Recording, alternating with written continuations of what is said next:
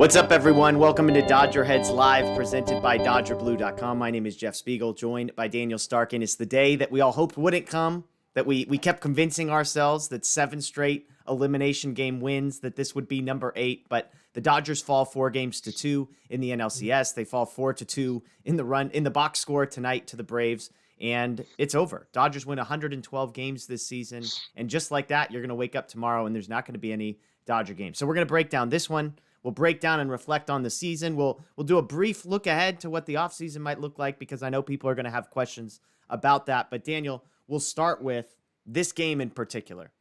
Where do you feel like the Dodgers lost this one? Was it the pitching decisions? Was it Walker Buehler? Was it the offense? How did you see this game play out? I mean, to me, it's the offense. When you only score 2 runs, you're not going to win many games. I know, obviously, we'll get into the pitching decision with Walker Buehler, and that was a big part of the game, no doubt. But it's not like they didn't have chances to score before and after that, and they just didn't get done. I think you tweeted out the stats, like the top 3 guys in the Dodgers order went 0 for tonight, or I don't know if it was you or someone else, but if those guys aren't getting it done, I don't see how you're going to win many games. So it's unfortunate. It was kind of a microcosm of the whole season. Yeah. If we're being honest, like, this Dodgers offense was kind of all or nothing. And tonight, for the most part, they got nothing, and the season's over because of it. Yeah, it's fascinating because a lot of people, Dodger fans, I think, joke about, well, you scored all these runs last night. Does that mean it's going to be good things tomorrow, or does that mean that you've used up all your runs? Well, if you look at the Dodgers postseason, it's really fascinating. They scored 9 runs in Game 2 against the Giants, scored 1 the following game. They scored 7 runs in Game 4 against the Giants, scored just 2 the following game. They scored 6 runs in Game 3 of this series, scored just 2 the following night. They scored 11 runs in Game 5 and just 2 the following night. So I kept talking about this number of 5. That's the number of runs that you need from the offense in order to win. They hit that number just twice, and they did not hit it in the wild card. They hit it just twice in the divisional series, and they hit it just twice in the NLCS, which is, unsurprisingly, they won all 4 of those games when they scored more than 5 runs. They did win 2 other games, scoring 3 runs in the wild card and 2 runs in Game 5 of the NLDS. But that was about it. To your point about the offense and sort of the box score, yes, 0 for 11, the top 3 guys. There was 1 walk. There were 5 strikeouts. Then you get 1 for 4 from Will Smith, 1 for 4 from Chris Taylor, 1 for 3 from Cody Bellinger, 2 for 4 for A.J. Pollock, and then 0 for everybody else. Beatty's 0 for 1, Pujols is 0 for 2, Buehler 0 for 1, Burns 0 for 1, Souza 0 for 1, and an overall dreadful night. The Dodgers go 2 for 10 with runners in scoring position. They leave 5 guys on base. Of course, that's a weird number. 10 at-bats with runners in scoring position, just 5 left on. Well, twice they had a runner in scoring position with nobody out, and twice they failed to even move the runner over in either of those spots. And so that's a tough pill to swallow. Of course, on the flip side, if your starter gives up 4 earned runs, it puts you in a tough spot. Now, the bullpen did their job, as usual. No earned runs from the bullpen, just a great performance from Gratterall. Vesey, I wouldn't say a great performance, but he gets bailed out by Trinan, and Knebel and Jansen finish. So 4 shutout innings from the bullpen, just 2 hits allowed. They do allow 4 walks, but they do strike out 7 as well. Let's sort of get to the people. I'd love to hear from folks joining us. I see Mark and Jose on Facebook, Cypress, Stanley, Cody Plays, Willie, Ari on YouTube. A bunch of folks in the chat, which I appreciate. We're here together. We're going to talk this one out and look ahead, but I'd love to hear how people are feeling. I see people talking about the 7th inning, which we'll get into. Dodgers put runners on 2nd and 3rd and do not score either of those runners. They did score 1 run in the inning on the double, but can't move them around. Some people with some thoughts on Dave Roberts. You might be surprised to hear, Daniel, in the chat. We can get into that. Of course. JSL, the Turners, not good from them. Yes, absolutely. Memo's got thoughts about Kershaw and Jansen and whether or not we've seen the last of them in Dodger uniform. We will talk about that a little bit towards the end of the show. Just briefly, I mean, we haven't put a ton of time into it, but just looking ahead at a bunch of guys who are going to be free agents. So we will get to that. Derek, next year will be good. I love the optimism. I agree with you. THP, the Braves were the easiest team to take losing to as opposed to the Giants, Cardinals, or Astros. I mean, I think a lot of Dodger fans agree with that. Like, if you had to lose to one team that was around, it wasn't going to be the Red Sox. It wasn't going to be the Astros. Definitely not the Giants or the Cardinals. So I guess if you want to look for optimism there, Robert's out. We've got some people saying Cody Plays MVP. Why so many bullpen games? I mean, this one wasn't a bullpen game, so they won the two. They won the two bullpen games. They won the 2 bullpen games. We've obviously got some haters, some anti-Walker Buehler thoughts in here, but let's get to that one. I mean, Walker Buehler. So look, I'll start this off by saying, and I know you agree with me without having talked about it. Like, this is not pinned on Walker Buehler. This is a guy who No. twice this postseason has come on short rest for his team and twice has said, give me the ball. If you think I give you the best chance to win, I'm not going to worry about myself. I'm not going to worry about whether I have my best stuff and what my numbers look like and postseason stats and all that. He said, give me the ball and I'm going to do my best. And to be honest, Walker Buehler, it was a bizarre outing because he starts in the first inning. He allows 3 hits, but he gets a double play, sort of limits the damage. He allows 4 balls that were hit 97 miles an hour or harder on exit velocity. So on one hand, I said, hey, command's the most important thing. He had good command. The problem was he wasn't missing any bats, and guys were absolutely roping it. So he gets down 1-0 in the first inning. The Dodgers offense falling asleep to begin the game. Bottom of the second, gets through. So no runs in the second for Buehler. In the third, he puts 2 guys on, but strikes out Duvall with 2 runners on. So again, he gets through the third. He gets through the top of the lineup without any damage. I said the third, that's the big inning. Can you get through the lineup? Well, the fourth is when things kind of unwind. 2 quick outs. And then d'Arnaud. I mean, d'Arnaud twice, I pointed this out. The first time it didn't come back to haunt them, but twice they had d'Arnaud up with 2 outs. Twice they had the opportunity to have the pitcher spot lead off the inning ahead of Rosario Freeman, basically get a free out ahead of the middle of the lineup. Neither time could do it. The second time is where it kills him. He has him 1-2. d'Arnaud ends up drawing a walk. A pinch hitter comes in, hits a double. Vesia does not come into the game. We could talk about that in a second. Rosario off of Buehler, 105 miles an hour, about as close to not getting out of a ballpark as you could possibly do. But when you hit it that hard, it doesn't really matter. 3-run home run. And basically from there, it didn't really matter. Buehler ends up walking Freeman and does get Albies to end the inning. So from Buehler's perspective, and again, without getting into the decision to have him pitching to Rosario there, what did you make of Buehler night? Did you feel like he had good stuff? Did this look like a guy who was on short rest? What did you make of it? I mean, it was a shaky first inning, I'd say. Guys were roping the balls all over the place, but I thought he actually settled in, pretty nicely from there. The d'Arnaud at bat in that 4th inning or whatever is obviously the key one. Like if he gets that guy out, like he's pretty much cruising at that point, So that was a big one. And then the pinch hit double. And then, the Broken decision to leave him in, like I feel like it could have went either way. Like as we saw from Vesia tonight, there's no guarantee you put him in and he gets out Eddie Rosario right there. Like no one has been getting out Eddie Rosario this entire postseason. Like, so yes, I probably would have made the move there. That's his 3rd time facing Buehler. The guy's unconscious at the plate. He's a lefty. Vesia has been great against lefties. I'd probably make the move there, but there's no guarantee that, just because you make that move, you get out of it and win this game. Like, who knows how it would have played out. But it's unfortunate. I feel bad for Walker because, like you said, like he gave them everything, like no pitcher in baseball threw as many innings as Walker Buehler this season. And also no one else threw on 3 days rest twice. Like he gave this team everything.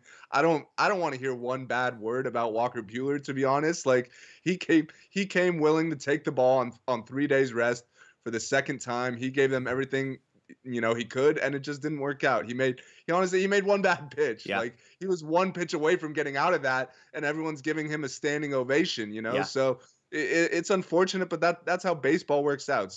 Sometimes it goes your way, sometimes it doesn't. But just the effort and the heart he showed out there. I got a lot of love for that guy. Walker Buehler, he's a hell of a competitor. Yeah, and I mean, as you said, he gets ahead of Rosario. No balls and 2 strikes. He had gotten 2 quick outs in the inning. The 1-2 to d'Arnaud that draws a walk, then the pinch hit double. And I honestly thought, I was with you. I mean, so the 3rd inning, if we're being honest, was not as smooth. The 2nd inning was Buehler's only really easy inning. Almost a 1-2-3 inning. d'Arnaud reaches on the infield single. He ends up striking out the pitcher, so they get the lineup.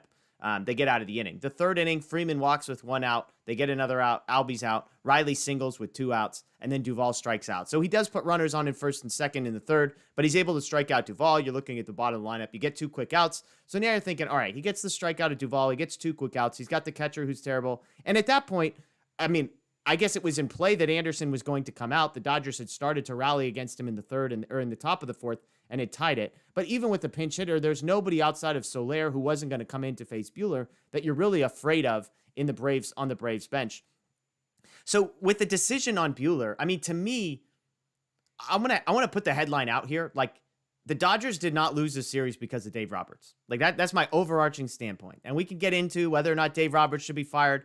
And look, if you've watched our show, you know I do not believe Dave Roberts is perfect. There's a number of decisions in this game that I don't agree with, this being one of them. But I don't think the Dodgers lost because of Dave Roberts. They scored 2 runs tonight, so that wasn't going to be enough in just about any circumstance. They won more games with not being able to score than they probably deserve to this postseason. But for me, you have Vesia, who, whether he was ready or not, up for debate. When they were watching on the broadcast, it seemed like they almost didn't think about it with d'Arnaud up and 2 strikes, and then you have the pinch hitter, and all of a sudden things happen really quickly, and you're like, oh crap, we got second and third with a lefty up. Now, maybe Vesia was ready. There seemed to be some people in the stadium saying he had been warming up the entire half inning. If that's the case, I don't know how you don't go to him there. In a 1-1 game with a guy who's on short rest, you and I said before the game, it's got to be a short leash. And look, I agree with you. Vesia is not a guarantee. Obviously, he ends up walking 3 straight guys. I don't know if we can just translate and say, well, that's exactly what would have happened, but at the end of the day, the Buehler situation turns out as badly as it could have. He gives up the home run, and all of a sudden it's 4-1. So for me, whether Vesia was ready or not, for him not to be in the game in that moment is crazy to me, because you have a lefty, you have a guy who's got a short leash. If this is Buehler on normal rest, I'm not questioning this. But like, we're watching this. He gave up 4 hard hit balls in the first inning. The second inning, he can't get d'Arnaud out. They turn over the lineup. The third inning, he puts runners in first and second and has to strike a guy out to get out of it. And now in the 4th inning, he's just given up a walk after a guy 1-2 and then a pinch hit double. So to me, Vesia has to be the guy there. On the scale of 1 to 10, I don't think this is a 10 out of 10 terrible decision. We'll get into one of those later in the game. But like, I can't wrap my, I mean, I understand you're like, oh, Buehler's my guy, but like Buehler on short rest in that spot after having seen what you saw for the first 3 2/3, I don't get it. I think part of it was that the pitcher's spot was coming up second for the Dodgers, so you hope you could sneak out of that inning and then bat for Buehler instead of wasting Vesia on one hitter and then Freddie Freeman's leading off the next inning. Like, ideally, you'd want Vesia for all those lefties at some point, at one point or another in the game. Yeah. I don't know if that's the decision, but hey, I'm with you. Like, Yeah. to me, we said before the game we were hoping to get 4, maybe 5 innings out of Buehler. At that point it's 3 2/3. Like, how much more realistically are you going to get, Right. So you can't let the game get out of hand there. You got to give yourself the best chance. Like you said, in a perfect world, like Buehler just gets out d'Arnaud, and it's a completely different story. But once that doesn't happen, and then once a pinch hitter hits a double, that's when you should know, he was probably nearing the end of the line. Yeah, and I understand, like, to me, the Dodgers have been at their best. Dave Roberts has been at his best when he manages aggressively. When he doesn't take things for granted, he doesn't try and cut corners. And I understand the bullpen, the lineup, the way things are at. Maybe you say, hey, we got to take a couple more chances than normal. And I understand the decision of like, hey, well, the pitcher spot is up second. I mean, you knew the pitcher spot was up second. So get Brule up or get Vesia. I mean, like, you have guys out there. I would much rather say get your best hitter into a spot in a 1-1 game where you have runners at second and third and literally the most unconscious hitter in all of baseball due up with Freddie Freeman right behind him. I'm seeing people, we needed to walk Rosario. First base was open. Look, I don't care how good Rosario is. I'm never intentionally walking him to get to Freddie Freeman with the bases loaded, okay? Like, it's just never going to happen because, by the way, Freddie Freeman, after going 0 for 7 with 7 strikeouts or whatever to open the series, was pretty freaking good the rest of the way. So for me, like, yes, I understand, like, the pitcher spot's due up, and do you want to waste Vesia, and then Freeman comes up next inning? Like, whatever. I'll put in a righty to face Freeman with nobody on base, and then you get Albies turned the right way, the guy after him. Like, there's lots of ways that you could have played that. And so, for me, we don't need to harp on it. I don't think this was the deciding moment of the game from a perspective of, like, I don't think bringing Vesia in there and the Dodgers win. Obviously, things go as poorly as they do, but I don't think that was the craziest decision that happened. Of course, the Braves go to their bullpen in the 5th, 1-2-3 inning for Minter, 1-2-3 inning again in the 6th, and the heart of the lineup. I mean, Seager, Trey, and Smith in the 6th, absolutely nothing. Gratterall does a great job in the 5th. He comes back for the 6th, gets 2 quick outs, and now you go to Vesia with nobody on to get Rosario, and he walks 3 straight batters. Trinan comes in with the bases loaded, gets a strikeout. The most unbelievable stat I heard all night. He is now batters against him with 2 outs and runners in scoring position against Blake Trinan, 1 for 34 on the season. 1 for 34. Unbelievable stuff. And then the 7th inning, and this is the moment that's going to define this game in the mind of every Dodger fan. Chris Taylor, a leadoff double, bounces about as high off the yellow stripe in left field as possible, almost 110 miles an hour off the bat. Bellinger, a 4-pitch walk, and then A.J. Pollock, who everybody wanted to bury a week ago, he lines a double down the left field line. The Dodgers put runners at second and third with nobody out. They cut the lead to 4-2. The tying run is now on second base, and the Braves go to Tyler Matzik. Now, we know he's a lefty, and yet you're looking and you're saying, okay, we know Pujols and Mookie Betts are going to be two of the three guys that he's facing. And if we're being honest with the lefty on the mound, like, I don't know how many guys are higher than Pujols and Betts as far as what you want.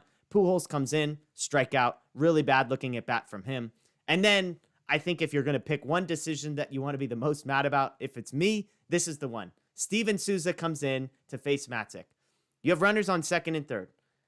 All you need to do at a very basic level is put the ball in play. A ground ball probably scores you a run. A fly ball definitely scores you a run. Obviously, a single scores you 2 runs. They bring in a guy in Steven Souza because he's right-handed. That's the only reason. He's right-handed. The pitcher is left-handed. Steven Souza, for his career, has a 32% strikeout rate.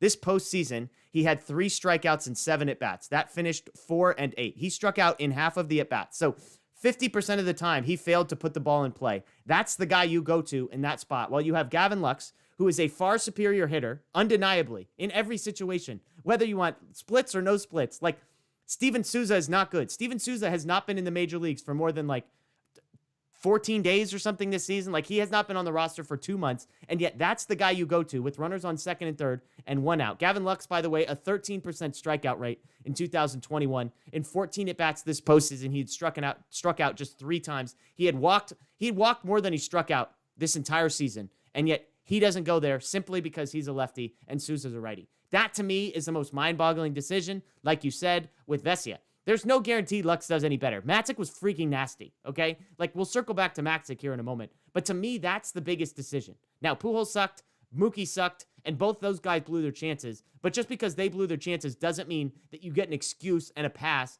on screwing up the one in the middle. Yeah.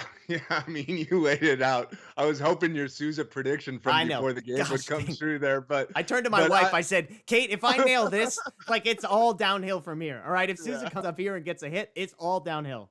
Yeah. No, I mean, this is something we've been talking about all postseason. Like, Dave loves the righty lefty matchup for whatever reason, instead of just going to the better hitter in Lux, which it's not a debate who's a better hitter between Lux and Souza. Like, it's not close at all. And to do you one better in that 9th inning, the pitcher spot was due up 5th, and at one point they showed the Dodger dugout, and Lux was just chilling in a jacket, and Austin Barnes was getting loose. Oh my gosh! So there would not have been a post-game show if Austin Barnes came up with the runner on second base. Yeah, I'm telling you that.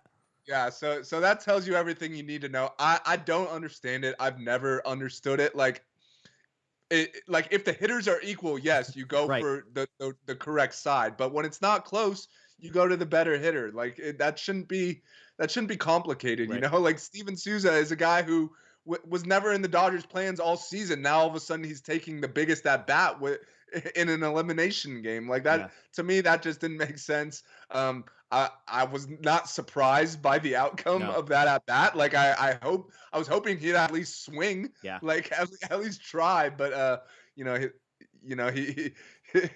just took the fastball right down the middle, and then that was it. Mookie, you hope to get better from Mookie there too, but at the end of the day, like you said, Matzik was just filthy. I don't know. Like, I wasn't standing at the plate, but it seemed like he was just throwing balls right down the middle, and the Dodgers looked lost there. Yeah. So that, to me, that was the real moment right there, right? Like, we could talk about the Buehler, Rosario home run, sure, but that was, you got second and third no outs and a chance to tie the game, and guys aren't even taking the bat off their shoulders, and you can't even advance. You can't even put a ball in play there. Yeah. Like, that's really unfortunate. And that, to me, that was where the game was lost. Yeah. And I think that was where the series, like that inning, that was where the series was lost. That was, to me, emblematic, representative of how this entire series played out. And here's what I mean. The Dodgers just got beat.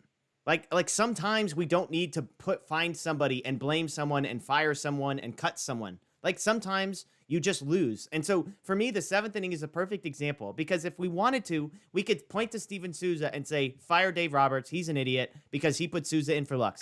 And I agree, like, that was a mistake on his end. And yet the Dodgers just got beat. Matzik is a perfect example. Like, you could say Pujols and Mookie and Souza all choked, or you could look at Matzik and say, you know what? That guy was freaking filthy. He was throwing 98 miles an hour wherever he wanted it to and had a breaking pitch that nobody had a hope of touching. Like, you could look at a guy like Eddie Rosario and say, this guy was just unconscious. The Braves have a great lineup. Freddie Freeman, Ozzie Albies, Duvall, Riley, like Jock Peterson even. Like, those guys are good. Their bullpen pitched well. Their pitching is strong. So, for me, the 7th inning is a perfect example of, for me, I'm going to walk away and say, you know what? The Dodgers just got beat. Do I wish guys had played better? Of course I do. Do I wish Roberts had managed better? Of course I do. Do I wish people would have been more healthy? Obviously. But, like, at the end of the day, when Matzik is on the mound and Mookie Betts is at the plate and he makes Mookie Betts look as stupid as Mookie Betts looked, there's nothing you could say other than hat tip to the pitcher and say, you know what? This was a big moment and you came to play and we didn't and we got beat. And so we could break this down and point fingers and say, oh, well, if we would have done this, like, whatever. Like, the Braves were better than the Dodgers, plain and simple. Well, and you also have to look at the mountain that the Dodgers had to climb, like, just to get to this point, honestly. Like, forget about all the injuries early in the season, because those are, they got over those. But you lose Muncy and Kershaw in the last week of the regular season.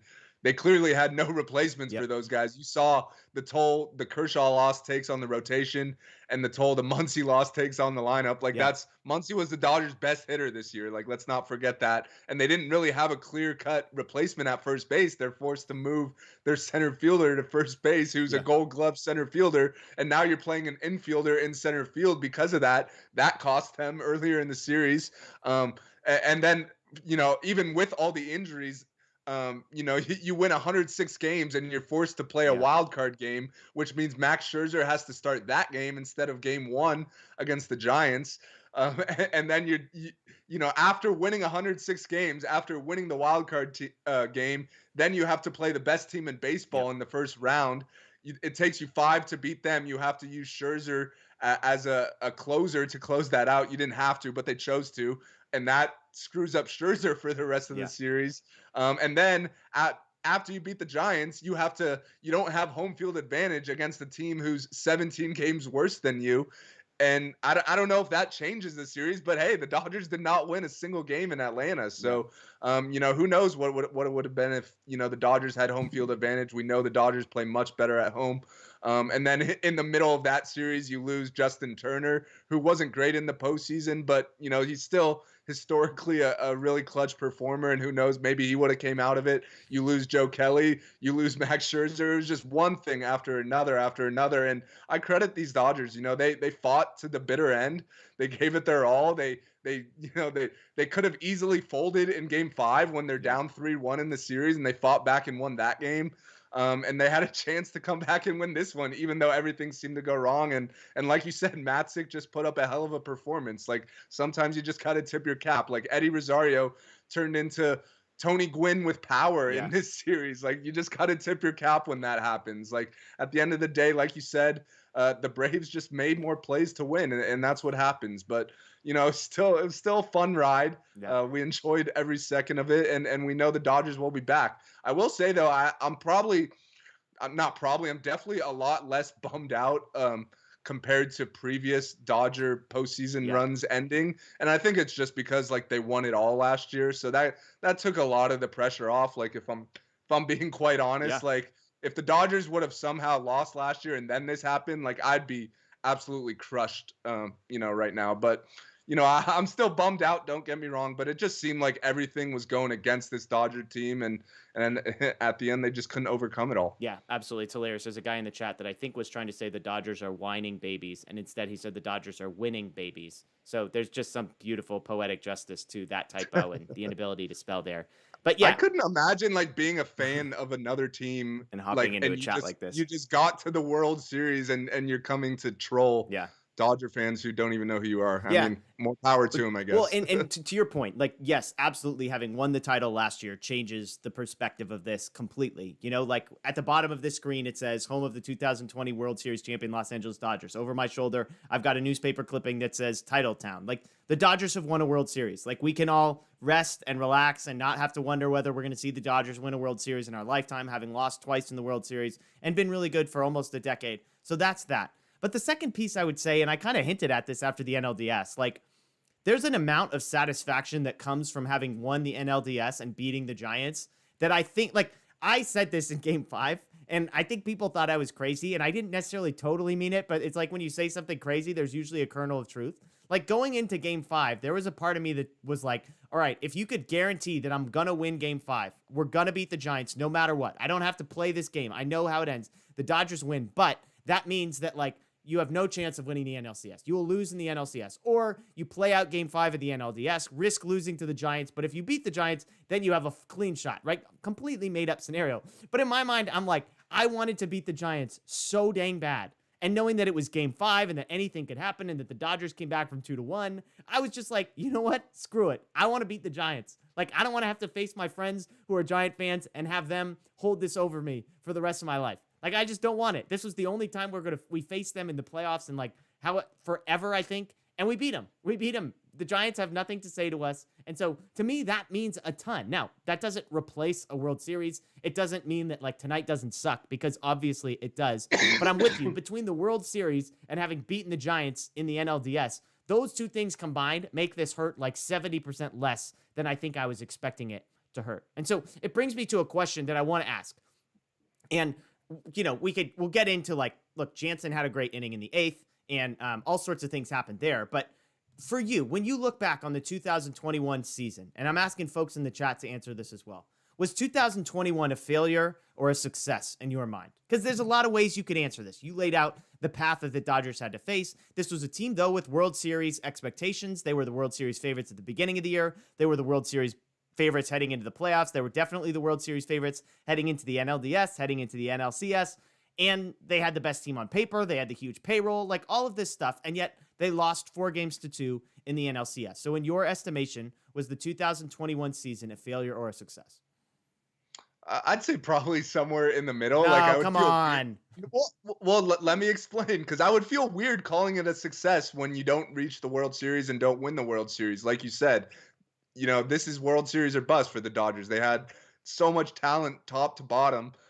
So I don't want to call it a success, but at the same time, I can't call it a failure just because look how many freaking guys they lost. Like, Yeah. How do you get over losing a Hall of Famer in Kershaw, Yeah. an MVP candidate in Muncy, Dustin May, who was looking like one of the best young starters in baseball early in the season, Trevor Bauer, who, you know, obviously that situation is that situation, but that's the highest paid player in baseball. Like, forget the name, but just having that much of your payroll portioned to one guy and you lose that guy, that's a big loss. And then Scherzer gets hurt. It was just one after another. Yeah. Justin Turner, I already laid it all out. So I can't call it a failure just because of all that. I think this team fought. If we just saw them kind of lay down and quit and get swept by the Braves, then I'd probably call it a failure. But to me, they fought to the bitter end. They forced the series back to Atlanta. So I'm sorry that I'm not giving you a straight answer here, but I'm in the middle. It was neither a success nor a failure. It was just unfortunate. So looking through comments, Max says success. Adam says disappointment. OG Film Room, failure for sure based on World Series expectation. Abe 50-50, so he's with you, it sounds like. Black Sheep, fail. Ashley says big F. Let's see. Nomo Fomo says Neilier. Compliment Kid says failure. MH says failure. Needed to legitimize the 2020 championship. Ari says this is tough. Brenda says success. Mark, total success, especially beating the Giants. Swagmaster Dank says 106 wins, and that's with losing half the damn roster to the IL. Failure because of expectations. Success, we got a ton of good players. Lux broke out, beat the Giants. That's a success. Miles says success. The injuries aren't an excuse. It was nearly 10 of our best players. Failure from Luigi. Failure from Sergio. Nicole, success for everything. So yeah, I mean, you kind of see like it's a people, you know, we got C+, F-. Ender says success for sure. Somebody said like a justifiable failure or something like that. Like that was the one where I was like, okay, this is I can't remember, where did I see if I could find this one. It keeps understandable failure. That was Eric Flores. Understandable failure. I saw this on Twitter. This is what made me ask it. An account called MTSI Cartoons, if you remember Mike Trososha's tragic illness, that site. But he said, I'll go on record as saying that this was one of the greatest Dodger seasons ever, and I hope Dodger fans enjoyed the ride. I certainly did. If you feel like this season was a failure, you probably won't be satisfied very often. And I'm not saying I agree with every word in that, but I think it's a pretty good perspective because A, if you think this is a failure and your expectations are World Series or bust, then yes, obviously you will not be satisfied very often. You will be largely disappointed. And yet, on the flip side, it's like you said, this was one of the greatest Dodger seasons ever. They tied the regular season wins mark. Only 2020 had a better win percentage. It was a marathon of a season. Again, they finished with 112 wins. They go down all the way to the end. They lose the division to the Giants, but then they win the wild card, winner take all. They win Game 5 against the Giants in San Francisco, winner take all. As you said, we have the Bellinger home run in Game 3. We have Game 5 where they win and they force this to Game 6. And so for me, there's a lot like all that combined with the Dodgers. If you said who are the best 6 starting pitchers on the Dodgers roster, they didn't have 3 of them. They lost 2 of their starters offensively. Then they got dragged through a full season by the Giants. There wasn't like a 2-week break where you just get to rest. Although some of us might argue that they took that 2-month break midway through the season, but neither here nor there. They go through the stress of the wild card. They go through a 5-game slugfest with the Giants, and then here they are in Game 6 of the NLCS.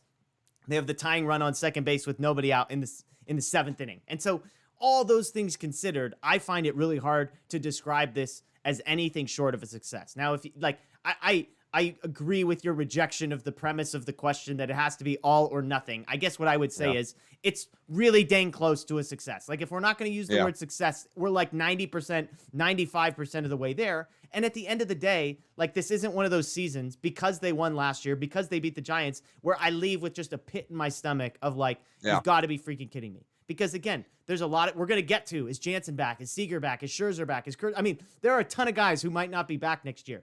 And to some people's point, the core of Jansen, Seager, Kershaw, Taylor, like these guys who have been central to the last like stretch of Dodger seasons and successes, some of those guys might be gone. All of them might be gone for all we know. And yet for me, 112 wins, beating the Giants in the NLDS, winning the wild card game, like forcing a Game 6 in the NLCS. I just don't want to take those things for granted. Because, yes, we've been spoiled as Dodger fans over the last 4 or 5 years, making the World Series 3 times and having expectations of being the favorite. And yet, I've always said it, and I will not stop saying it just because the Dodgers won. Major League Baseball playoffs are a crapshoot.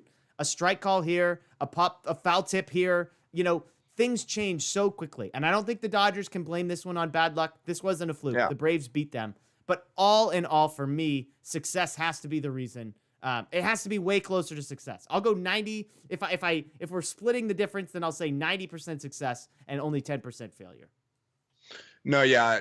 If I'm forced to pick one of the two, I definitely would go with success, pretty much for all the reasons you just laid out. Like, there's a reason there hasn't been a repeat champion in baseball since like the Yankees in the early 2000s. I think like it's hard to do. Like you said, the playoffs are kind of a crapshoot. Like you could win 106 games and your bats go cold for a week and your season's over. Like it all comes down to who gets hot at the right time. Like I don't like look what the Red Sox did. Like yes, they got eliminated, but no one expected the Red Sox to get anywhere close to where they got. So it's unfortunate the way it ended, but like you said, the playoffs are a crapshoot, and you're not going to get it done every year. The good news is, though, you're mentioning all the guys that could potentially be gone, but they're still going to have a lot of really good players coming back. Like the Dodgers aren't going anywhere anytime soon. They have the ability to draft and develop talent. They have the ability to spend money, unlike any other team in baseball. Yeah. Well, every other team has the ability to spend clear. money, but they choose not to, and the Dodgers do. So I think we have to be grateful for that. So the Dodgers aren't going anywhere.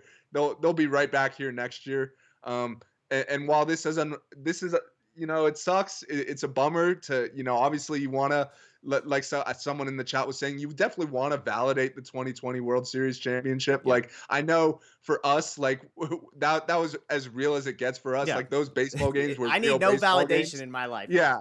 It was more just about like shutting everyone else up. Like I don't want to hear it. Like enough. But it is what it is. Like like I said, this team will be back next year. And I just want to say, let's hope the Braves beat those Astros in the World Series. I mean, okay. So David in the chat says this. That's the Los Angeles fan mentality. LOL. It's about winning the championship. And like David, I accept the premise of what you're saying that. But I reject the part about like that we should all be depressed every time the Dodgers don't win the World Series. And again, I would be so different if the Dodgers were at full health and full strength and then still lost. And I would be very different if they had gotten swept by the Braves. I would be very different if they lost to the Giants in the NLDS or didn't get out of the wild card. Like all of those things would change my perspective here. So to say that like we should just be depressed and like whining and moping every time the Dodgers don't win the World Series, to the point of the tweet that I mentioned at the beginning, it's just not a sustainable way to live your life. And like, I'm not here to say like, oh, I'm more depressed than you and that makes me a better fan than you. Like, and I'm also not the guy that's like, celebrating out in the streets and, like smiling and being like, oh my gosh, I'm so glad the season's over. I can't wait for the offseason tomorrow. Like, no, but I think we can just as fans recognize that there is a spectrum of feelings and opinions in between those two things. And we don't have to live in a black and white world where everything is all bad or everything is all good. We can look at them both and say, we won 112 freaking games. Chances are none of us for the rest of our lives will see a Dodgers team win as many games as the Dodgers won this year. Like, just think about that. Nobody in the history has ever seen the Dodgers win more games than 106 in the regular season. Nobody, like any of your ancestors, however long they've been Dodger fans. So to say that that doesn't mean anything, like we beat the Giants, our biggest rival, in a Game 5 winner-take-all in San Francisco. Chris Taylor hit a walk-off in a winner-take-all wildcard game. Cody Bellinger's 3 like those are all things that we will get to enjoy and remember for the rest of our lives. Yes, the Dodgers lost, so I'm not here saying like, hey, this is amazing, let's throw a party. But I'm just saying like, we can do both. And Ashley, I see you. Stop making excuses. I'm not here to try and make excuses. Like I said, the Braves beat the Dodgers. There's you said it like 4 here. times at least. Totally. Yeah. The Braves beat the Dodgers. Like sometimes that happens. When you play baseball, the best team, the Dodgers, here's perspective. The Dodgers had the best record in franchise history. They won 65% of their games this season. That means the best team in Dodgers franchise history, one of the most historic, successful franchises in baseball history, won 65% of their games. That means every time they played, there was a 1 in 3 chance that they were going to lose. So when you play a best of 7 series, like you should lose at least 2. And so if you lose 4, like that's not crazy. That's not like a statistical anomaly. So you don't have to make excuses. I'm not making any of this. So there we go. I see some people are agreeing with me. And look, if you disagree with me, that's fine. We're all Dodger fans. We're all processing this and navigating it in different ways. So we all just do our own thing. And look, I just like, my thing is don't judge the person that's less depressed than you are. I guess that would be my one moment. Like let the person who's less depressed than you just be like, you know what? Good for you. Good for you that you're going to feel better than I am tomorrow, because credit to you. There's people that feel better than me. There's people that feel worse than me. And both of those, you know what? More power to you.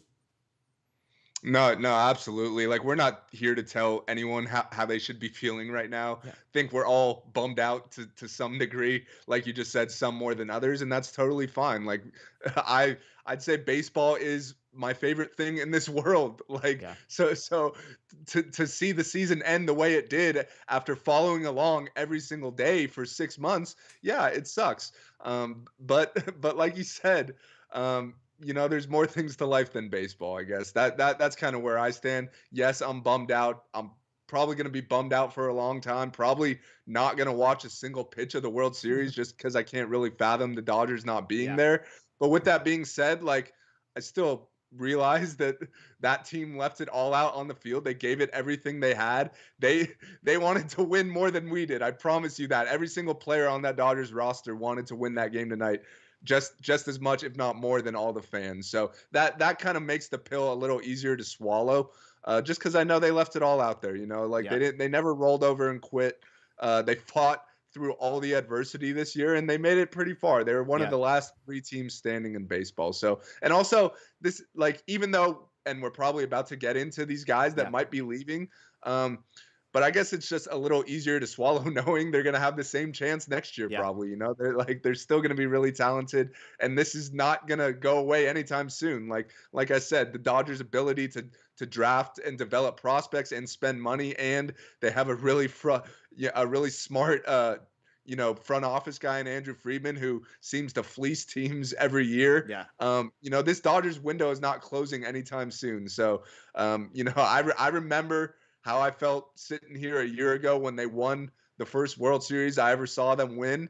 And I know that we're going to be feeling that again real soon. So I think that makes it a little easier to swallow, even though we're all bummed out right now. Yeah, and look, I think one other thing that's worth mentioning is how old you are is going to dramatically impact how you perceive this, right? So if you are my parents' age, in their mid-60s, who have seen the Dodgers won a handful of World Series, you're going to react very differently than someone who's 13 years old and all they know is Dodgers being the best team in the division and competing. I was born in 1988, a month after they won the World Series. Okay, so for context for you, they win the World Series in 1988. They did not make the playoffs until 1995.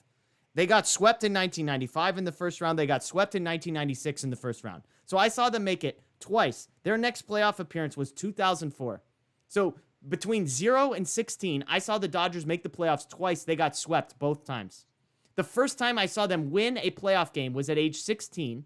Jose Lima, shout out to Jose Lima. I'm pretty sure it was game 3 of a 5-game series. They were already down 2-0. They win the Jose Lima game, and then they immediately lose the next game. So they lose 3-1. They lose in the NLDS in 2004. They get swept in the NLDS in 2005, or 2006. 2008 was, so I am 20 years old. The first time I ever saw the Dodgers win a playoff series. They won the NLDS and then lost 4-1 in the NLCS. 2009, they come back. They win another playoff series. Was that the Phillies or? I'm not sure. But 2008 and Okay, 2009. I was sitting in right field and Matt Stairs hit a ball like 15 rows over my head, whichever year that was. So Yeah. I'm with you there. There wasn't a lot of good Dodger postseason moments until like the last few years. 2008, 2009, the Dodgers make it to the NLCS and they lose 4-1. Those are not competitive series, okay? So it wasn't, they lose the NLCS again in 2013, 4-2. 2014, they lose in the NLDS. 2015, they lose in the NLDS. 2016, they lose in the NLCS. I was 29 years old the first time the Dodgers made the World Series. They made the World Series. They lose to the Astros, 4-3. They make it back the next year. They lose 4-1. They lose in the NLDS in 2019, and then they win the World Series in 2020. My point is, everybody's going to interpret this differently. For me, I value every time the Dodgers win a playoff game, and I value every time the Dodgers win a playoff series. The fact that they've won a World Series softens the blow because there was a long stretch where I was like, 2017 and 18, I was like, I might not ever see my favorite team ever win a World Series. They made it twice, and those were the first 2 times in 30 years they made it. And they lost both times, and then the next year they get swept in the first round, or they lose in the first round. I'm like, I might not ever see it. The fact that I've seen it, it changes my perspective on everything. Again, we all interpret these things through our own feelings, through our own experiences. So there you go. Last thing, I know that's too much. So let's get on to the big question, which I'm sure everybody is asking is, what does the next year's team look like? I said it when Kenley Jansen was on the mound in the 8th inning. This is probably the last time that we see him. Potentially, I should say.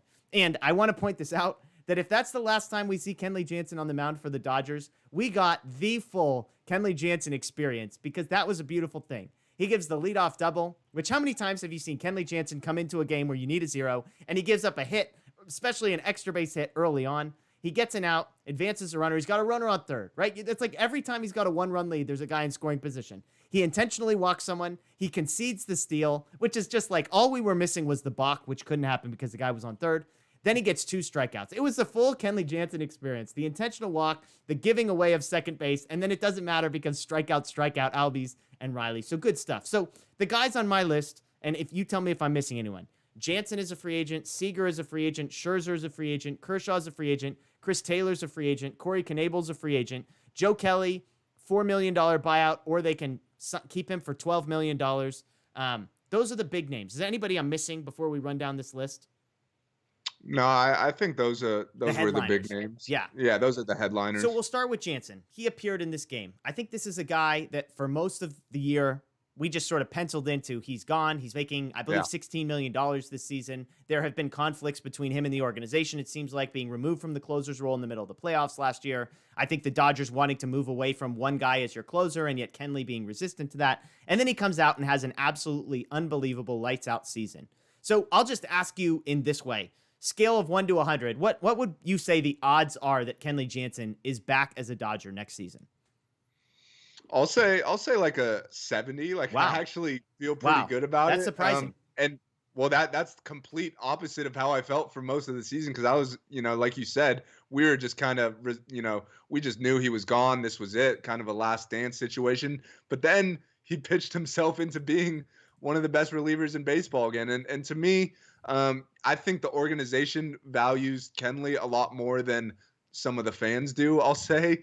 And I know Kenley loves being a Dodger too. So I think at this point in his career, obviously he's going to want to get paid, but I don't know if that's the number. Like, I don't think he's just going to chase the biggest Mm, contract out there. I think he loves being a Dodger. I think he wants to win another World Series with the Dodgers. So I think Kenley will be back.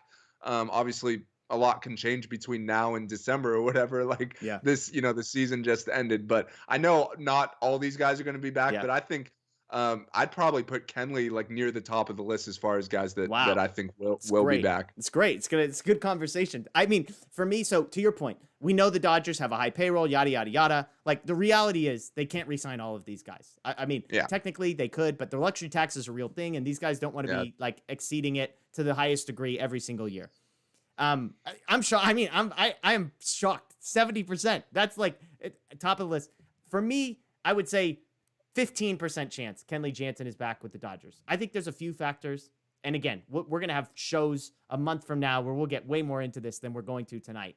For me, there's a couple things. One is I think there were moments where he was booed as Dodger Stadium, and I feel like he internalized that. Like I feel like there is a disconnect between Kenley Jansen and fans on his end where he feels hurt by that. I don't know if I'm definitely projecting on this, but that's just a guess. I think somebody's going to want to pay him a ton of money. I don't think the Dodgers will. I think if I'm the Dodgers, I would look at these other names and say, can we really justify paying $15 million a year for Kenley Jansen if it means coming up short on a Corey Seager offer or coming up short on a Max Scherzer offer? I just think from my perspective of those four big names, Jansen, Seager, Scherzer, and Kershaw, my belief is that Jansen is fourth on that list.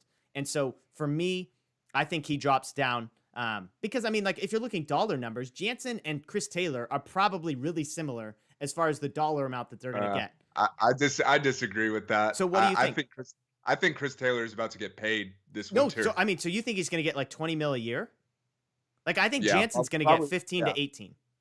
yeah. I think Chris Taylor. Yeah, I think Chris Wow. Taylor will get like a 4-year, $85 million deal, Okay. something like that. Look, I mean, first of all, look at the postseason he just had. Like Yeah. that's the last taste in people's mouths like going into the winter. He was an all-star this year. You could play the guy literally anywhere on the field. I think Chris Taylor is about to get paid this winter, and I'd say out of all these guys, I think Chris Taylor is the least likely to be back with the Dodgers. Okay, so we'll just go there. So yeah, so I mean, we'll see because we have a gap between what I think he's going to get paid too. Our definition of paid is different. I think Jansen and Taylor, those per year numbers are going to be similar. You're saying Taylor maybe $3 to $4 million higher than Jansen. So give me a percentage on Taylor for you.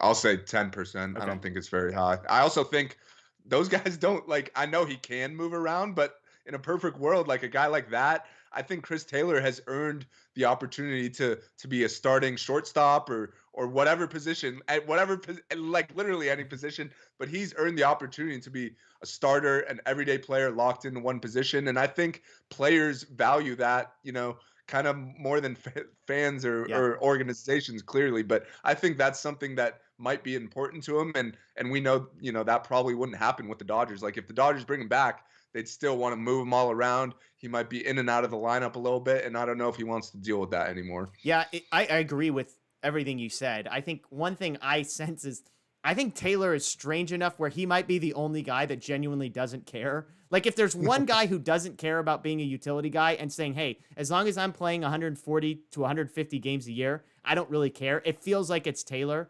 And I do feel like the Dodgers have always prioritized that versatility. I think when they let Kike go, they thought they could get away with it. I think they looked at McKinstry and clearly based on his not being included, I think they don't view him as much of a replacement maybe for the Kike and Chris Taylor mold as possible. And so while I agree with you that I think Taylor is going to get paid, I think he's interesting because I think what Corey Seager does will have a big impact on Taylor. I can't imagine the Definitely. Dodgers lose both of those guys this Yep. offseason. Obviously, what they feel about Gavin Lux is a big deciding thing here, but keep in mind the DH expected to be in play next year. So Justin Turner at third base likely to be, I won't say an everyday DH, but there's going to be an opening. They don't have 10 guys for 10 spots. They have an opening there. So I think with Taylor and with Seager, I'm going to put 50% on both of those numbers. I think the Dodgers value Taylor. I think Taylor likes it in LA. I don't think he minds being the utility guy as much as maybe the Kike Hernandez does. And I'm with you. I think they saw him in the postseason. They saw him in the first half of the regular season. I think his number's low just because he was really bad for the second half of the season, but we'll see. I mean, free agency is always a total crapshoot. So go to Seager. I've got 50% on Seager. I know a lot of people, he's the guy that in most people's books is the lowest number. I think for me, it comes down to whether or not Corey Seager is willing to play third base. I also have said that I think the Dodgers are going to have a conversation with Trey Turner, and they're going to have a conversation with Corey Seager, and they're basically going to say, we're going to sign one of you to a long-term deal this offseason. Who wants to sign first? And if Trey Turner signs an extension, then I think that's bad news for Corey Seager. If Corey Seager signs an extension, then I think that's great news for Dodger fans because you have both of them for 1 year and you figure it out from there. But I think 50% the Dodgers sign Seager, but it would be contingent upon him at least being open to the idea of at one point, maybe it's not this year because you've still got Trey Turner, but maybe it's not this year, but at some point moving over to third base. So I've got 50% on Seager. Yeah, I'm completely with you on that. I was going to say 50% for him as well. And I'm also with you on, the Seager Taylor thing. Like, it's kind of related. I think they're definitely going to try to keep one of those guys. Seager is obviously going to make more money, I'd say. But it'll be interesting. I think Seager is another guy who kind of, likes being in LA. With that being said, though, it'll, like you said, it'll come down to, is he willing to move over to third base or maybe even first base? Like I think he'd be a really good first baseman. But if he wants to play shortstop, I think things get a little more complicated from there, given his injury history. Given just his overall size, like most guys who are his size end up at third base. It just happens. But I think at the end of the day, like you're a lot more willing to move positions once the offers are being thrown out, right? Like I remember a couple years ago when Manny Machado was a free agent, all the talk was that he wanted to play shortstop, but then the Padres said, we'll give you 10 years, 300 million. And he was perfectly play fine wherever you want at third base. Yeah. So, I think Seager is kind of the biggest domino with all these guys, to be honest, because we know he's going to get paid, and if it's by the Dodgers, then that means they're not going to be able to pay a lot of these other guys. But if the Dodgers miss out on Seager, then you can kind of spread that money out a little bit more and re-sign some of these other guys. But I think Seager is going to get obviously the most long-term deal of this bunch. Like, he's the youngest entering his prime.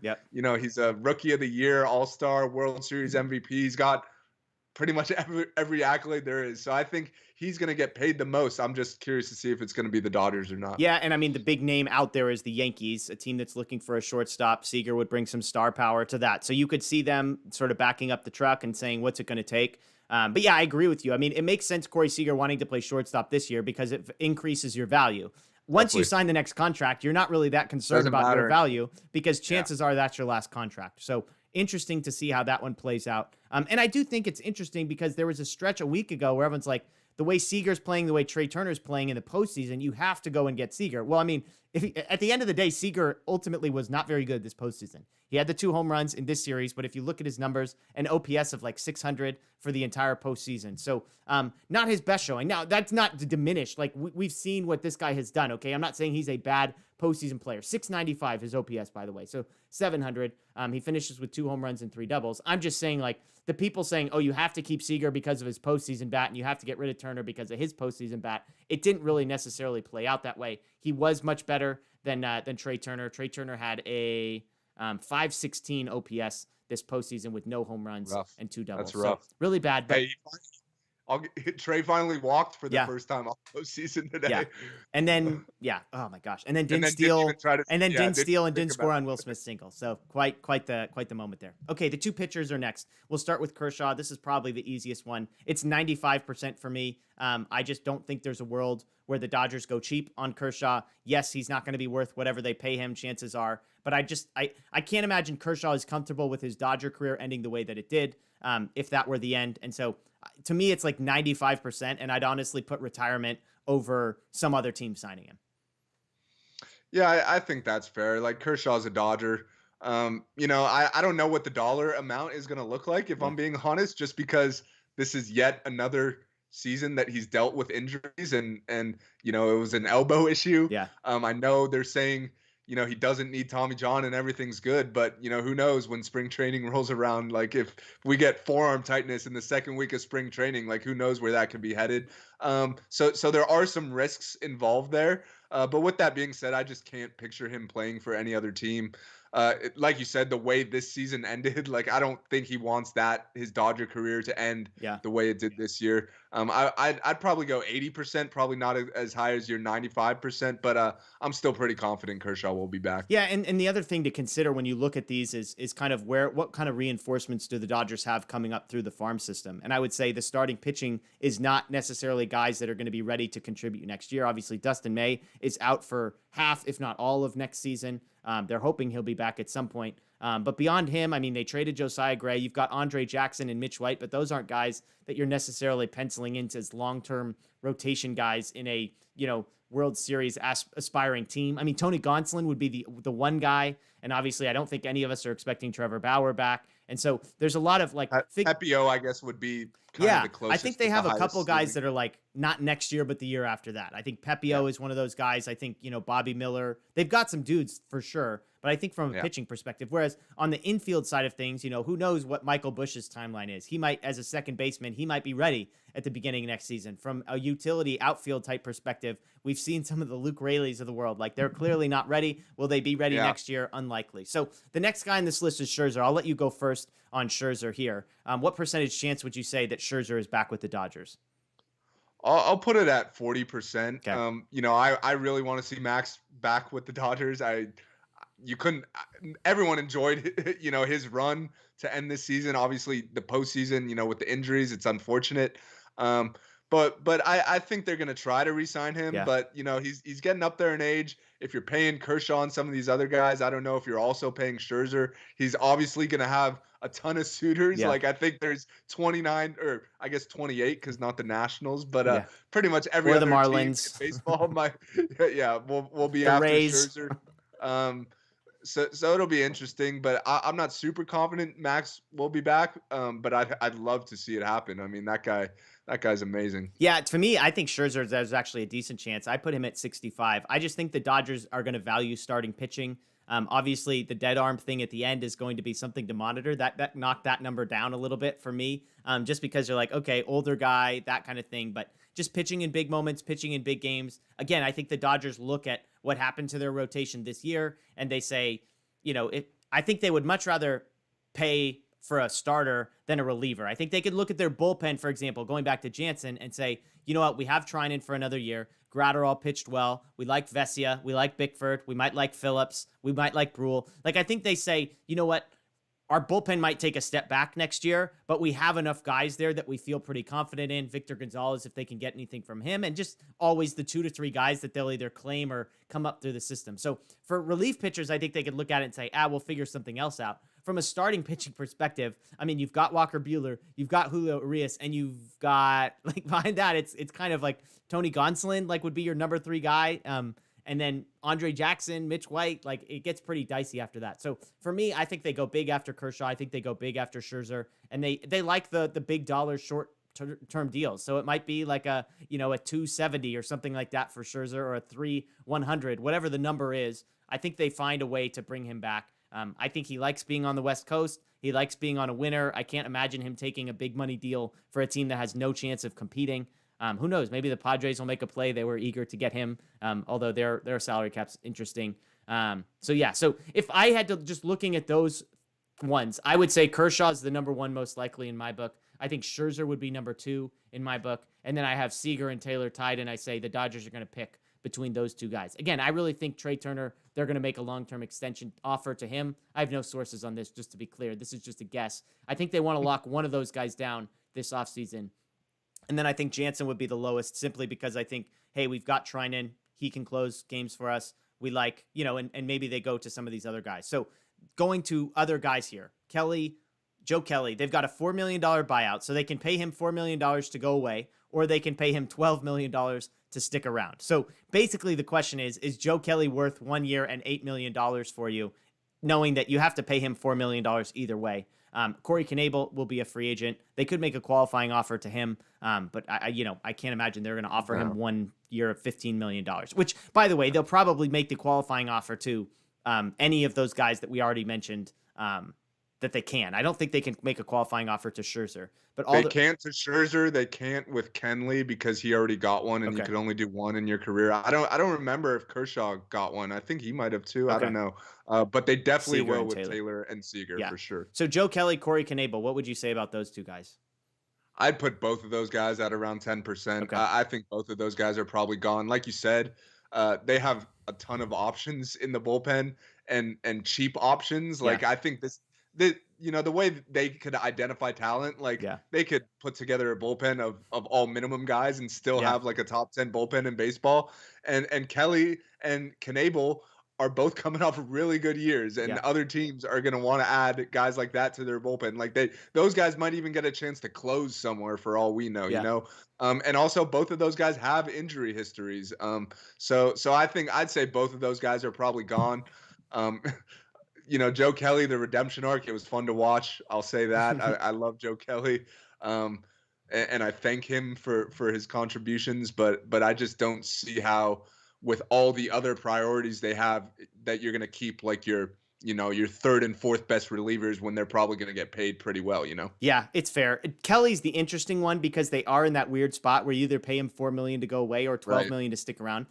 I think Knebel will be gone because I think I wonder with Kelly if they can find some way to work something out. Maybe it's like a 3-year deal that's worth 21 million bucks or something like that, similar to what he signed, where it's like, hey, you're gonna make less maybe this year than you would, but we're gonna give you a It's little bit more of guaranteed. longevity. Yeah, Right. yeah. I wonder if he would take something like that, and if you're gonna let a guy like Jansen go, then maybe you would feel good because Kelly's obviously comfortable not being a closer, comfortable in a bunch of different Right. roles, etc. So I think that Yeah, that's fair. yeah, That's fair. I could see them because then it makes sense for them too. They're not on the hook for 12 million bucks for Joe Kelly, which you don't want. So even if it was like 3 for 27 or something like that, that would basically be 2 for 15 after this year, which I think they might feel pretty good about.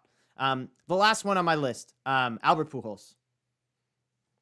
I think he's gonna be back. Okay, I'll say 70% for Albert. Like every time that guy talked, he talked about how much he loves being a Dodger, how much he loves putting on that uniform, how much he loves, the guys in the clubhouse. The guys in the clubhouse clearly love him. yeah, Like Tio Albert, the hugs were awesome. I think with I should say this is kind of contingent on the DH coming to the NL. yeah, If there's no DH, I'd say that percentage goes down significantly. But if there is a DH, Albert, he was actually a really productive player. yeah, Like he mashed lefties. He was very unselfish. Like he never complained when he wasn't in the lineup. So I think that's a great guy to have around. I think at this stage of his career, he probably doesn't want to like move his family across the country. Like that yeah, probably played into his decision to sign with the Dodgers in the first place. Like you're right down the street from Anaheim. So I think he wants to be back. I definitely don't think he wants to retire. Like I know some yeah, people are saying like, oh, was this the last at bat anyone will ever see of Albert? He said multiple times he wants to continue playing, and I think they'll be able to come to an agreement. I don't think money will be an issue. That guy has made a ton of money in his career. I just think he wants a chance to win, and I don't see.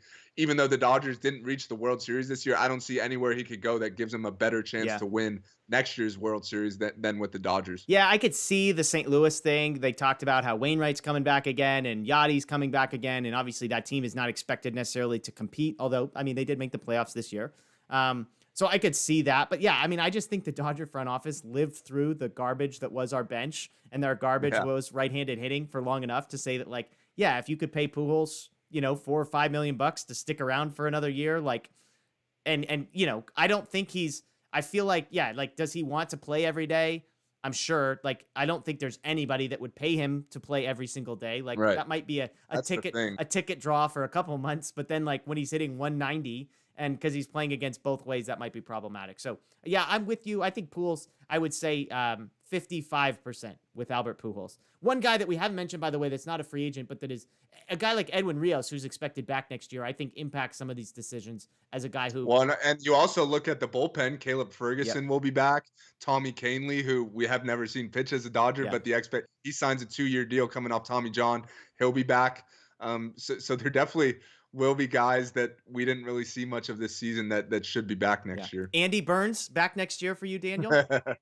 Yeah, a minor league deal with a invite to spring training. Steven Souza Jr. Steven Souza Jr. I Give don't me a know. I don't percentage. know. It might be time for old Sousa to hang him up, unfortunately.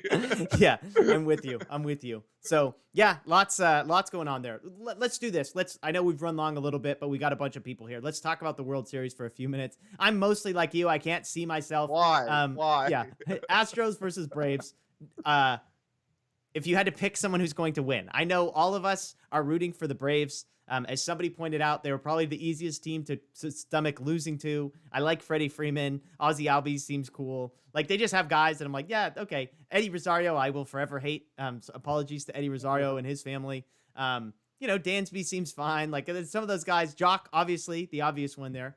Rooting for Jock. So we're rooting for the Braves.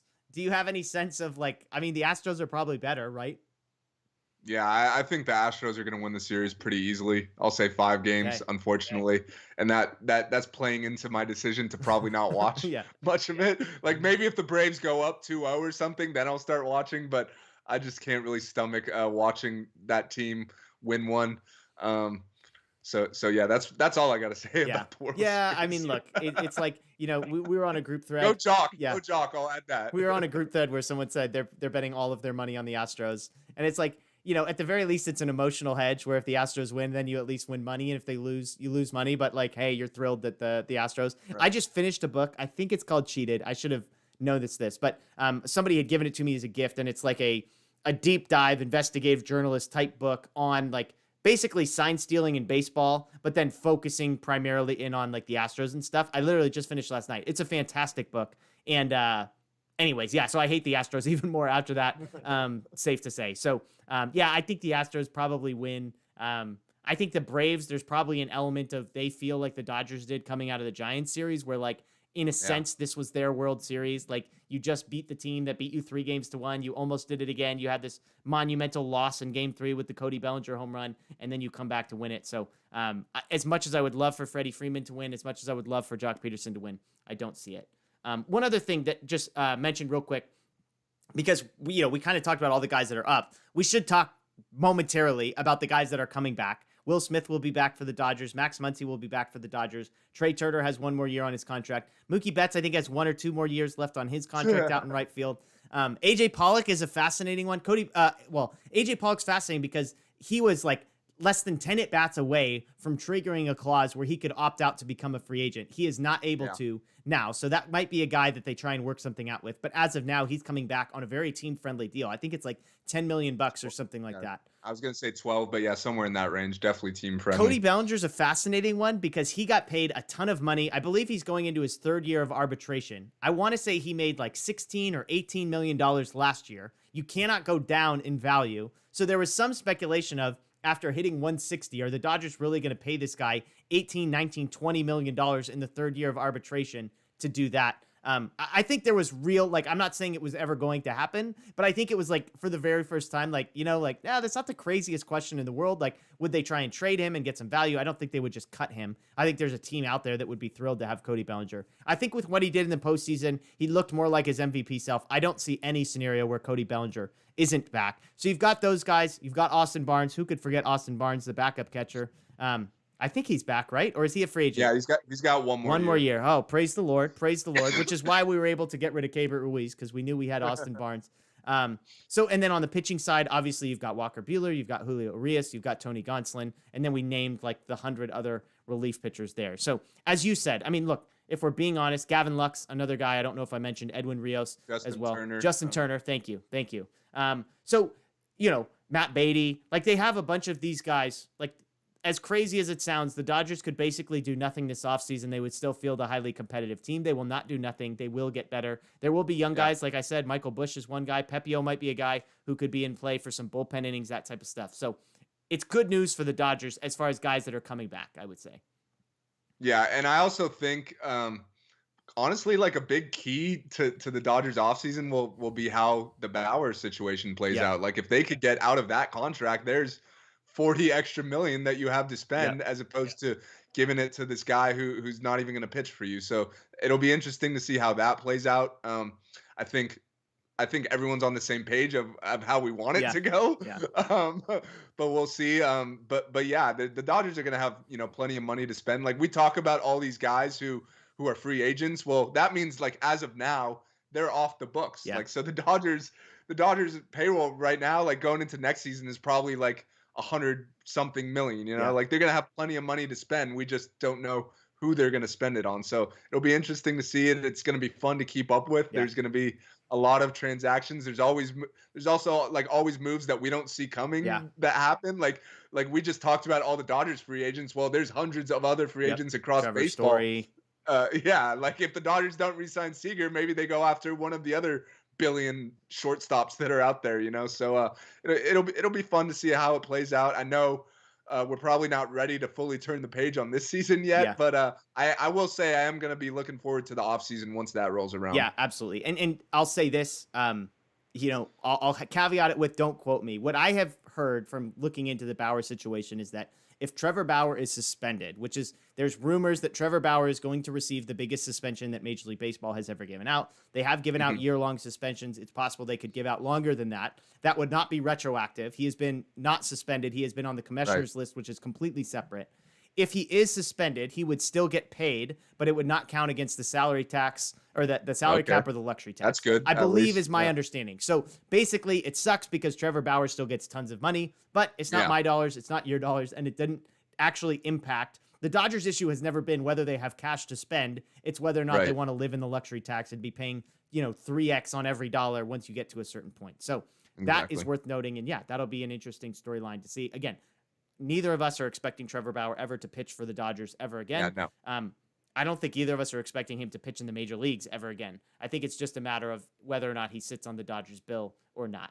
Last question of the night, we'll get out of here. CK Chin asked, do you plan to have off-season Dodger Heads live chats? The answer to that question is yes, with the caveat of not for a little while. It's been a crazy few weeks of like 4 to 5 nights a week. It's been a ton of fun. We appreciate all of you joining us for that. We will be doing these. We might go back to our Monday schedule, but doing it live. I think the live shows have been pretty fun. So depending on what it is, I mean, obviously the engagement that we get in the off season is going to be far lower. So whether it's live, whether it's recorded, to be determined, but we'll definitely have a weekly show. I would say maybe a month from now, check in with us and see. We might have some coverage over the next couple weeks. Maybe we do one show on talking about the World Series. Maybe we don't. Maybe there's some Dodger news that comes out. Like if a Trevor Bauer update comes out, we'll do a show. But other than that, we'll do some stuff in the offseason. We will not be silent. But yeah. And I want to say this. Daniel and I started doing this show basically a year and a half ago. We chose the worst time in history. We started doing this right in the middle of the pandemic. I think my one of our fourth shows was me picking Korean baseball teams. And if you haven't heard that story, that video ended up going viral. It has 1 million views. Some guy copied it, put it into Korean with subtitles, and it literally has 1 million views. I started doing KBO videos. It was a wild ride. That's a side tangent, a story I'll tell my kids someday. But we started doing this in the middle of the pandemic. Neither of us had done this before. Neither of us had much of a setup other than the folks at DodgerBlue.com who offered to host us and had a little bit of a following built up. So I will say for the year and a half that we've done it, it's been amazing. Thank you for everyone who's watching. I mean, the fact that there are hundreds of people literally watching and engaging and chatting with us on YouTube and watching on Twitter and Facebook is mind-blowing to me. I'm so appreciative that we have this opportunity. I love talking about baseball. I love the Los Angeles Dodgers. You all do too. So for us to have a place, especially after a night like this, where we can sort of commiserate together and process together, it means a lot. So thank you for joining. We absolutely love what we do. We love the people that we get to do it with. And so thank you for that. Obviously, I'm grateful to have Daniel. I'm grateful to have folks like Matt who fills in for Daniel sometimes, Justin Lorber, Greg Bergman, people that have come on to the show to fill in. It's been a blast. So thank you guys for watching. Daniel, thanks for being here for the ride. And this isn't the end of it. We're looking forward to the offseason and next season, but that's a few weeks away. Yeah. And just to kind of piggyback off that, I said earlier in the show, how baseball is essentially, my life. I grew up, watching the Dodgers, been going to Dodger games since I was in diapers. Yeah. Played baseball in high school, played baseball in college. So I just think it's really cool to have a group of people who share my same love for baseball and my same love for Dodgers, and we could get together for a couple nights a week or whatever, and all just sit here and chat Dodgers, be mad together, be happy together, be sad together, all the above. So as Jeff was saying, just want to say thank you to everyone that Yeah. follows along. There is no Dodger Heads without you all. And thank you to you, Jeff, as well. I know you work tirelessly putting these videos out. There's some times where there's not a whole lot to talk Yeah. about. There's some times where I'm not around and you have to go solo and you sit there talking for 45 minutes about a brutal walk-off loss alone or something of that nature. So thank you to you. And just thank you for everyone, that supports us. And like you were saying, we're going to continue doing stuff in the off season. We just mapped out all the potential things that could happen. There's going to be plenty to talk about, once the World Series ends and moves start happening. So thanks again for all the support. And I just love doing this. Like, I look forward to doing this show after every game. Totally. Echo everything he said. It's been great. And we appreciate, obviously, I'm looking at to get to know. It's hilarious for me to see some of the names that are with us every single time. And I know Daniel doesn't get to look at the live chat like I do, but it's like I see a lot of your names every time. Daniel hears me call out the same names. And so for you guys to be with us, it's awesome. People that we will likely never meet in real life, although who knows, maybe someday we will. Post-pandemic, Dodger Heads live. That's true. Location. That's true. I mean, and it's funny because even here, I live in Portland, for those that don't know. And so for you guys, like knowing that there's like 5 or 6 of you guys that are in Oregon, like it's crazy to me. It's crazy. Yeah. And like you said. And also just the fact that me and you have never met in person. Yeah. The first time Daniel and I ever talked was when we started doing this. I've never met Daniel. I've never met Matt. We've never even been in the same state together, as far as I know, since doing this show. I've never met Justin. Like, I've never met any of these people, but I feel like I know all these people now. So it's great. And absolutely. And like you said, the beauty of this is the Dodgers are not boring. Like, we don't follow a team that's not going to do anything. True. It's like we get to talk about, there's going to be a decision on Seager and Kershaw and Scherzer and Jansen and Taylor and Joe Kelly and Knebel and Pujols. And all of those will be storylines. And as you said out, like, we kept saying up till the day they signed Trevor Bauer that we didn't think that was going to happen. And there it was. Yeah. And we weren't sure if they were going to actually re-sign Turner. And they ended up doing it. And so there's all these ebbs and flows that go with it. And the beauty is we're Dodger fans. We talked, is it a success or a failure? The good news is that World Series or bust will be the motto for the next 5, 10, who knows how many years. The Dodgers are set up for success. They have young talent. Yes, this might be the best team we see in a stretch of 3, 5, 7 years, but it also might not be. So that's what's exciting. So anyways, we appreciate, Jay says, host of Pacific Northwest Dodger Watch next year. I'll bring folks from Seattle. That would be awesome. That would be awesome. Hopefully Portland gets a team and then the Dodgers come play here. That would be the perfect scenario, but we're a lot of years away from that. So anyways, we appreciate you all. We appreciate you guys joining us. Thank you to Daniel. Thank you again to Matt Moreno, who does a lot of the behind the scenes stuff, getting this uploaded and monetized and whatever else. So we appreciate you. If you haven't already, please subscribe. That's the biggest thing you can do. Tell your friends, ring the notification bell, follow Dodger Blue 1958 everywhere on social media, and just let people know to come check out what we do and join us next time. So that's Daniel. I'm Jeff. For the last time, we're going to play the Vin Scully quote, talking about the Dodgers as 2020 World Series champs, because I used to say still champs. They're not. Well, they are still the champs. Still champs for like another 10 days. Still champs for another 10 days, but not a hope of a repeat. But it was a great season, not a perfect season. Maybe some would call it a failure. Some would call it a success. But it was 2020. The Dodgers won 112 games. They were defeated tonight in the NLCS 4-2, and that'll do it. So thanks again for joining us. Here's Vin Scully. Have a good night. The best team holding a trophy high in the air. The Los Angeles Dodgers, champions of the baseball world.